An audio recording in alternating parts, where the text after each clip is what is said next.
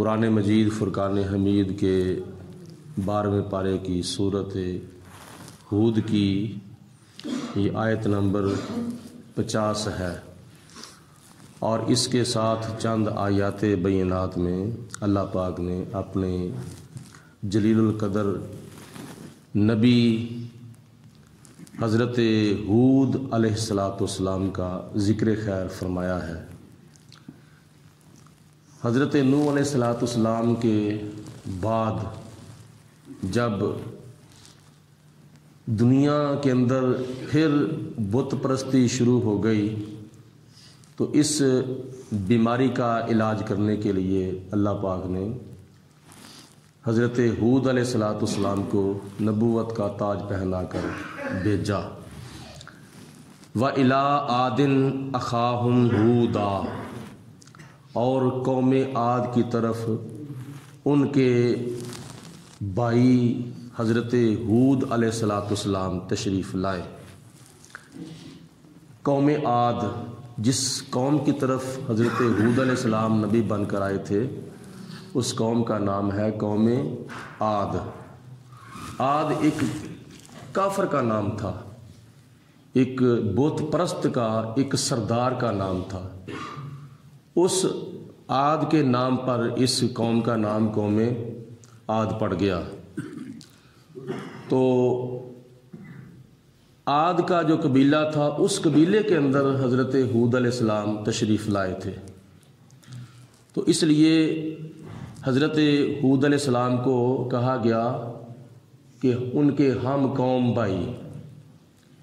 بھائی کا مطلب یہ ہے کہ ان کے قبیلے سے حضرت ہود علیہ السلام تشریف لائے تھے، ورنہ امت میں کسی کو یہ اختیار نہیں ہے کہ اپنے وقت کے نبی کو اپنا بھائی کہا جائے، کیونکہ ہم تو ایک دوسرے کو بھائی کہتے ہیں، جو بڑا ہوتا ہے اس کو بھائی کہتے ہیں، چھوٹا ہوتا ہے اس کو بھی بھائی کہتے ہیں۔ چھوٹے بھائی کے اوپر شفقت کی جاتی ہے اور بڑے بھائی کا ادب اور احترام کیا جاتا ہے۔ کئی لوگوں کا یہ بھی عقیدہ ہے کہ نبی کی تعظیم صرف اور صرف اتنی کرنی چاہیے جتنی بڑے بھائی کی جاتی ہے۔ اللہ پاک نے قرآن پاک میں نبی کو بشر کہا ہے، لیکن ہمیں تمہیں کہنے کا حکم نہیں دیا۔ مانو ضرور نبی کو بشر، اور وہ بھی بے مثل و بے مثال، اپنے جیسا نہیں۔ حضرت حبیب کبریا علیہ السلام کے چچا زاد بھائی تھے حضرت مولا علی المرتضیٰ رضی اللہ تعالی عنہ۔ مکہ المکرمہ سے ہجرت فرما کر مدینہ شریف تشریف لے گئے، تو وہاں آپ نے سب سے پہلے بھائی چارے کا سبق دینا شروع فرمایا۔ کسی کو کسی کا بھائی کہہ دیا، کسی کو کسی کا بھائی بنا دیا، کسی کو کسی کا بھائی بنا دیا۔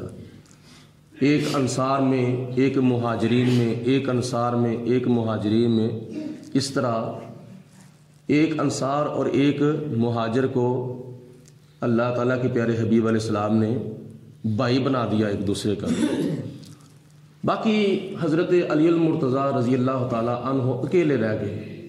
عرض کی یا رسول اللہ، مجھے کس کا بھائی بنایا گیا ہے؟ تو حضور علیہ السلام نے فرمایا کہ تو میرا بھائی ہے، میں تیرا بھائی ہوں۔ تو اس کے باوجود ساری زندگی حضرت علی المرتضیٰ نے نبی پاک علیہ السلام کو بھائی کہہ کے نہیں بلایا۔ صحابہ کرام جب بھی نبی پاک علیہ السلام کو پکارتے تھے تو حضور علیہ السلام کے لقب سے پکارتے تھے، یا رسول اللہ، یا نبی اللہ۔ جن القابات سے اللہ تعالیٰ نے اپنے محبوب کو پکارا ہے، ان القابات سے صحابہ کرام نبی پاک علیہ السلام کو پکارتے تھے۔ تو اس لیے قرآن پاک میں اللہ پاک نے نبی کو بھائی فرمایا ہے، لیکن امت کو بھائی کہنے کا حکم نہیں ہے۔ اللہ تعالیٰ نے قرآن پاک میں نبی کو بشر فرمایا ہے، لیکن امت میں کسی کو اپنے جیسا بشر کہنے کا حکم نہیں ہے۔ یعنی نبی پاک علیہ السلام کی اتنی تعظیم کرو جتنا کرنے کا حق ہے۔ صحابہ کرام تو بے حد نبی پاک علیہ السلام کی تعظیم کیا کرتے تھے، حتیٰ کہ نماز کے دوران حضور علیہ السلام کا ادب، حضور علیہ السلام کا احترام کیا کرتے تھے۔ بخاری شریف کی حدیث پاک میں آتا ہے، حضور علیہ السلام کی ایک مرتبہ طبیعت ناساز ہوئی تو جناب عائشہ صدیقہ رضی اللہ تعالی عنہا کو نبی کریم علیہ الصلوۃ والسلام نے ارشاد فرمایا اصل الناس یا عائشہ تھا، کیا لوگوں نے نماز پڑھ لی ہے؟ عرض کی یا رسول اللہ نہیں۔ تو نبی پاک علیہ السلام نے فرمایا کہ مرو ابا بکر فلیصلی بالناس، اے عائشہ حضرت ابو بکر صدیق رضی اللہ تعالیٰ عنہ کو کہہ دو کہ وہ میرے مصلی پر کھڑے ہو کر نماز پڑھائے۔ کچھ نمازیں حضور علیہ الصلوۃ والسلام کی موجودگی میں جناب صدیق اکبر نے پڑھائی ہیں۔ ایک نماز کے دوران آپ کی طبیعت سنبھلی تو نبی پاک علیہ السلام تشریف لائے، تو صحابہ کرام کو پتہ چلا کہ حضور تشریف لے آئے ہیں، تو صحابہ نے ہاتھوں پر ہاتھ مارے تاکہ ابو بکر صدیق کو پتہ چل جائے کہ حضور تشریف لے آئے ہیں۔ تو جناب صدیق اکبر کو جب پتہ چلا تو جناب صدیق اکبر نے مصلی سے پیچھے ہٹنا شروع کر دیا۔ دیکھا تھا تو تبھی حضور علیہ الصلوۃ والسلام کی تشریف آوری کا پتہ چلا تھا، تو نبی پاک علیہ السلام نے فرمایا اتموا صلاتکم، اے پیارے صدیق اپنی نماز کو مکمل کر لو۔ یعنی نماز کے دوران صحابہ کرام حضور علیہ السلام کی تعظیم کر رہے ہیں۔ تو یہ جس طرح حضور علیہ السلام کی ذات بے مثل و بے مثال ہے، اس طرح آپ کی تعظیم اور آپ کا ادب بھی بے مثل و بے مثال ہے۔ تو خدا تعالیٰ کی ذات نے فرمایا وَإِلَىٰ عَادٍ أَخَاهُمْ هُودًا، ہم نے حضرت ہود علیہ السلام کو ان کے قوم عاد کی طرف نبی بنا کر بھیجا۔ تو جب حضرت ہود علیہ السلام تشریف لائے، آپ نے دیکھا کہ قوم بت پرستی کر رہی ہے، یہ اللہ کا حق ہے جو بتوں کو دے رہی ہے، خدا کی ذات کے علاوہ اوروں کی پوجا کی جا رہی ہے۔ تو اللہ تعالیٰ کے پیارے نبی نے فرمایا قال یا قومی، حضرت ہود علیہ السلام نے فرمایا کہ اے میری قوم اعبدوا اللہ، صرف اللہ کی عبادت کرو، اللہ کے سوا کسی کی عبادت نہ کرو، کیونکہ ما لکم من الہ غیر، اللہ کے سوا تمہارا کوئی معبود نہیں ہے، کوئی بھی عبادت کے لائق نہیں ہے، کوئی بھی بندگی اور پوجا کے لائق نہیں ہے۔ پوجا کی لائق صرف اور صرف اللہ کی ذات بابرکات ہے۔ یہ سجدہ الوہیت اور سجدہ عبادت اللہ کے سوا کسی کو بھی نہیں کیا جا سکتا۔ آج شریعت مصطفیٰ کے اندر سجدہ عبادت اور سجدہ تعظیمی بھی اللہ کے سوا کسی کو نہیں کیا جا سکتا، ورنہ پہلی امتوں میں، پہلی شریعتوں میں سجدہ عبادت تو اللہ کے سوا کسی اور کو کرنا شرک تھا، لیکن سجدہ تعظیمی کرنا جائز تھا۔ جیسے تخت مصر پر حضرت یوسف علیہ السلام کو والدین نے اور 11 بھائیوں نے سجدہ کیا تھا، سجدہ تعظیمی کیا تھا۔ اسی طرح فرشتوں نے جو حضرت آدم علیہ السلام کو اللہ کے حکم پر سجدہ کیا تھا، وہ سجدہ عبادت نہیں تھا بلکہ وہ سجدہ تعظیمی تھا، یعنی ادب کا سجدہ تھا، جو کہ پہلی شریعتوں میں جائز تھا، لیکن امت مصطفیٰ کے اندر یہ بھی حرام قرار دے دیا گیا ہے۔ سجدہ عبادت کسی اور کو کرنا شرک ہے، اور سجدہ تعظیمی اللہ کے علاوہ کسی اور کو کرنا حرام ہے۔ تو اس لیے حضرت ہود علیہ السلام نے اپنی قوم کو توحید کا سبق دیا کہ اللہ ایک ہے، معبود ایک ہے۔ ان انتم الا مفترون، یہ تم اپنے پاس سے باتیں گڑھتے ہو، تم یہ کہتے ہو نا کہ یہ ہمارا خدا ہے، وہ ہمارا خدا ہے، وہ ہمارا خدا ہے، وہ بھی ہمارا خدا ہے، یہ تمہارے اپنے من کی گڑھی ہوئی باتیں ہیں، تو ان باتوں کو چھوڑ دو۔ دوسرے نمبر پر آپ نے ارشاد فرمایا یا قومی، اے میری قوم، لا اسألکم علیہ اجرا، میں تم سے سوال نہیں کرتا، یہ جو میں تمہیں سبق دے رہا ہوں، تمہیں تبلیغ کر رہا ہوں، تمہیں میں بتوں سے تمہاری جان چھڑا رہا ہوں اور اللہ تعالیٰ کی توحید کی طرف تمہیں لگا رہا ہوں، تمہیں جہنم سے بچا رہا ہوں اور تمہیں جنت کا راستہ دکھا رہا ہوں، اس میں مجھے کوئی لالچ نہیں ہے اور میں تم سے کوئی اجرت نہیں مانگتا، میں تم سے کوئی اس کا معاوضہ نہیں مانگتا۔ لا اسألکم، نہیں میں تم سے کوئی سوال کرتا، علیہ اجرا، اس تبلیغ کی اجرت کا، ان اجریہ الا علی الذی فطرنی، بلکہ میرا تو اجر اس ذات پر ہے جس ذات نے مجھے پیدا کیا ہے، یعنی مجھے اس تبلیغ کا اجر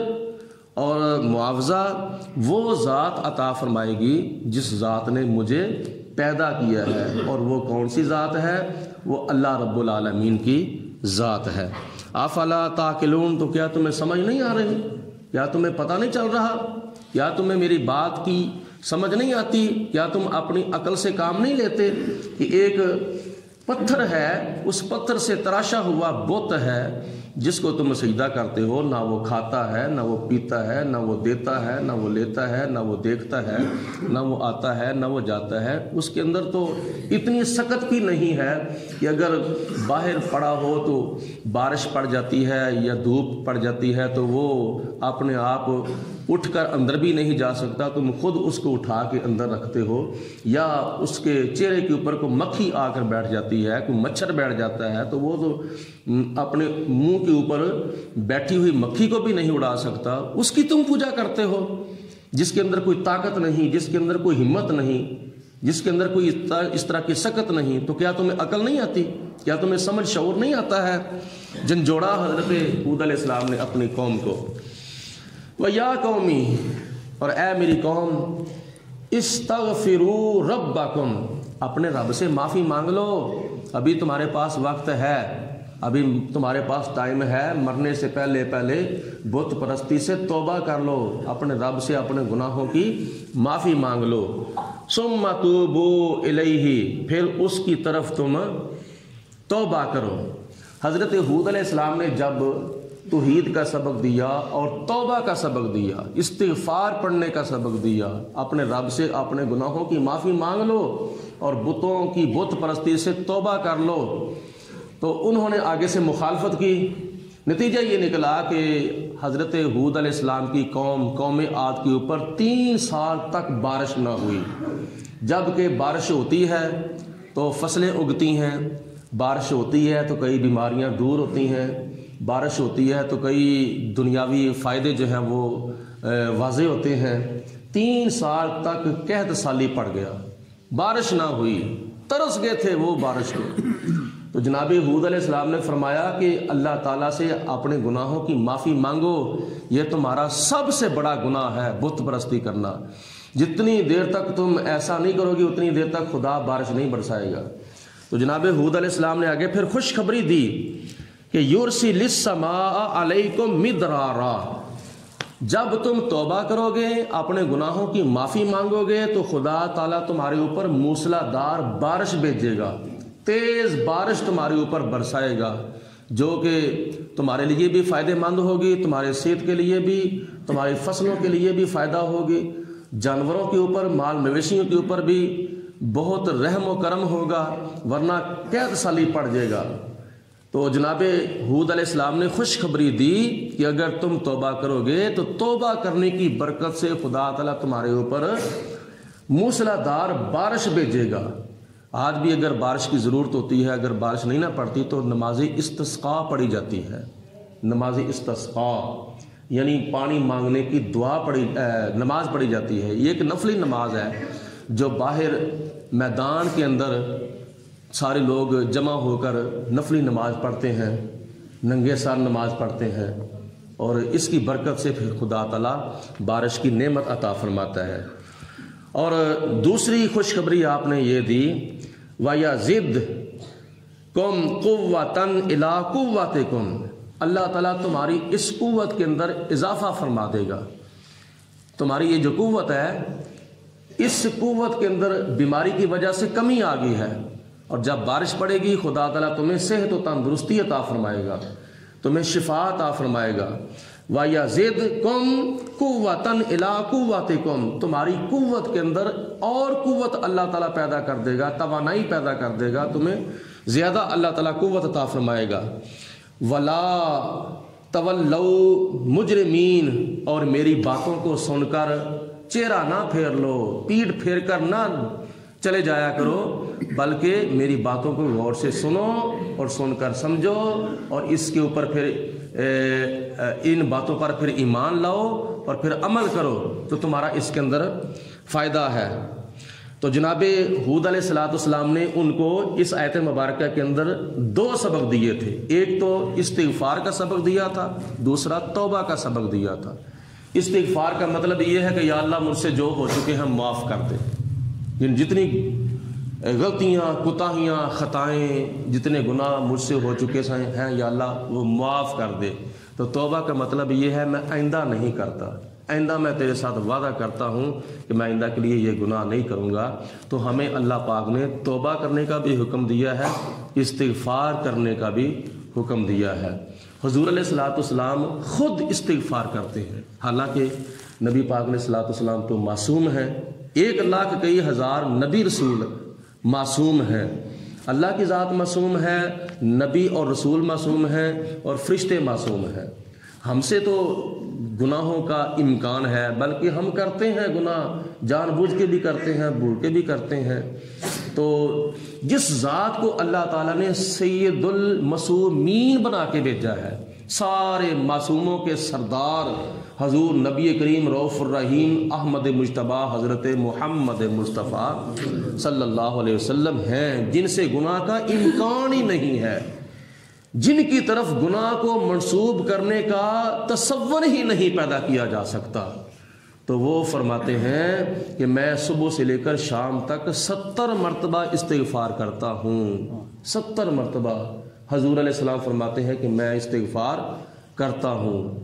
تو تم بھی استغفار کیا کرو، اپنے گناہوں کی معافی اللہ تعالیٰ سے مانگا کرو، اس کی بڑی برکتیں ہوں گی، کاروبار میں برکت ہوگی، تندرستی میں برکت ہوگی، گھر کے اندر برکت ہوگی، دینی دنیاوی اخروی برزخی بڑے فائدے ہوں گے استغفار کرنے کے۔ تو اس کے عام اور آسان لفظ یہ ہیں، استغفر اللہ ربی من کل ذنب واتوب الیہ، یا اللہ میں معافی مانگتا ہوں اپنے تمام گناہوں کی اور آئندہ کے لیے نہ کرنے کا تیرے ساتھ میں وعدہ کرتا ہوں۔ اللہ پاک ہمیں توبہ کرنے کی توفیق عطا فرمائے اور توبہ پر پھر استقامت اختیار کرنے کی توفیق عطا فرمائے۔